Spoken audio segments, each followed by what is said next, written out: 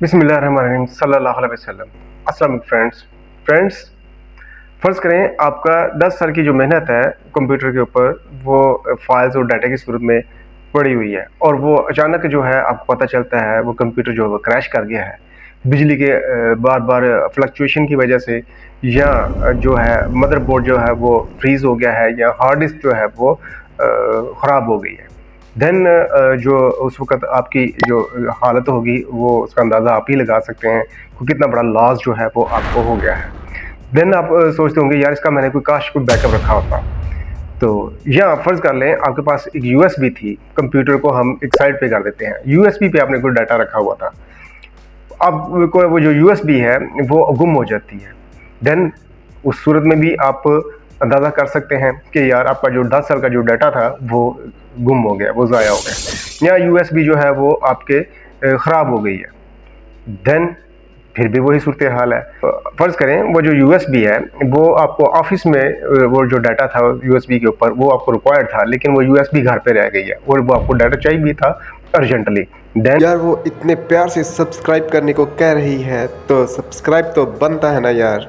उस सूरत में भी जो बहुत सारी इरिटेशन होती है कि यार ये क्या हो जाती है, टेंशन हो जाती है, बंदा डिप्रेस्ड होना शुरू हो जाता है।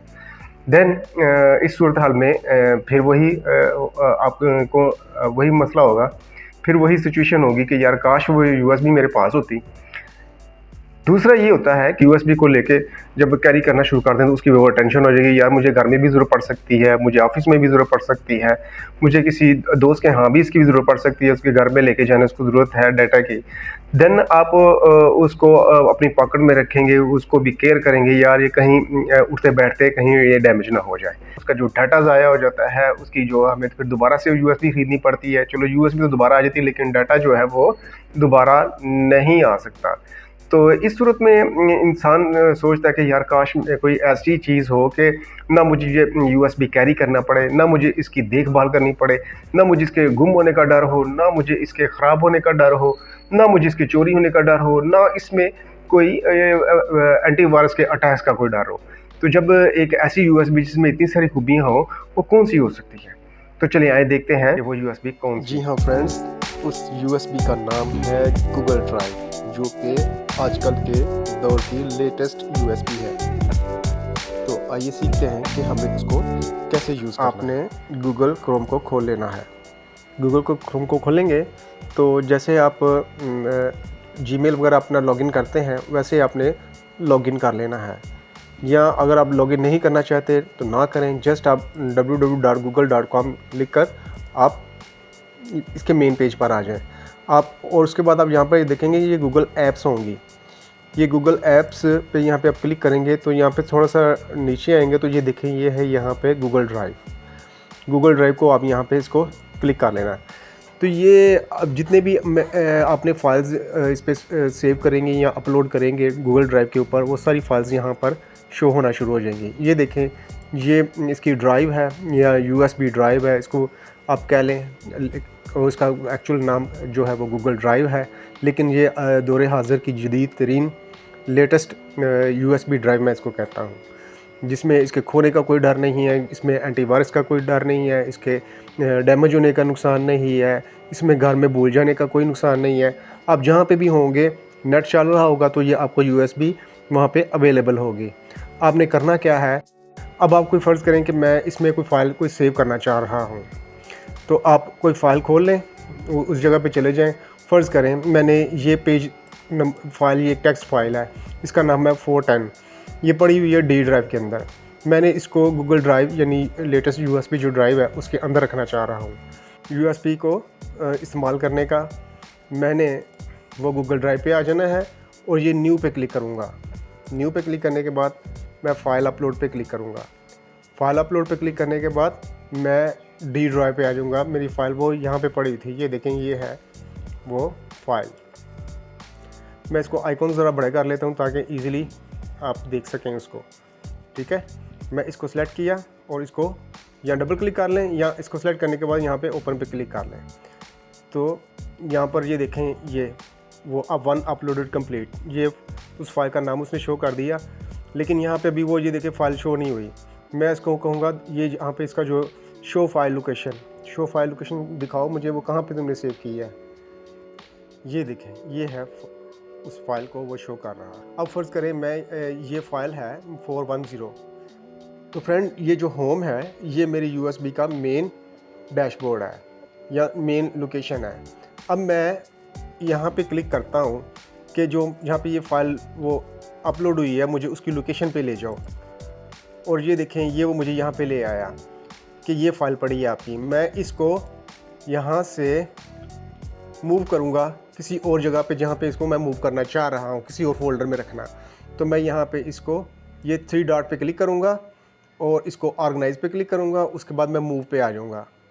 मूव पे आने के बाद जितने भी यहाँ पे मैंने फ़ोल्डर बनाए हुए हैं गूगल ड्राइव के अंदर वो मुझे शो कर रहा है। मैंने यहाँ पे माय डॉक्यूमेंट्स के नाम से एक फ़ोल्डर बनाया हुआ है, तो मैं कह रहा हूँ कि इसको यहाँ पे मूव कर दो। मैं यहाँ पे क्लिक करूँगा और ये मूव पे क्लिक कर दूँगा। ठीक हो गया। अब उसने ये देखे नीचे वो कह रहा है कि उसको फाइल को उसने मूव कर दिया है माय डॉक्यूमेंट्स के अंदर। ठीक है। अब मैं यहाँ से माय ड्राइव के अंदर आया और ये माय डॉक्यूमेंट्स पड़ा हुआ है। मैं इस पर क्लिक करूँगा, डबल क्लिक करूँगा, खोलूँगा और इसको मैं पेज 410 जो है ये देखिए 1410 ये फ़ाइल यहाँ पे लोकेटेड है, यानी उस फाइल को मैंने यहाँ पे मूव कर दिया था। आप इस तरीके से कोई नया फ़ोल्डर बना लें, न्यू फोल्डर। ये देखें मैं इस माय डॉक्यूमेंट्स के अंदर एक और फोल्डर बना रहा हूँ। फ़र्ज़ कर ले मैं न्यू फोल्डर बनाया, मैंने इसका नाम रख दिया यूनिट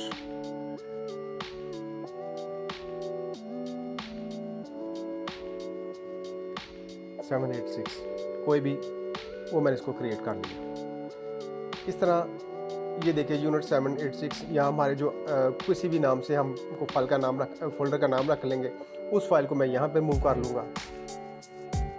अब मैं वापस आता हूँ माई ड्राइव में।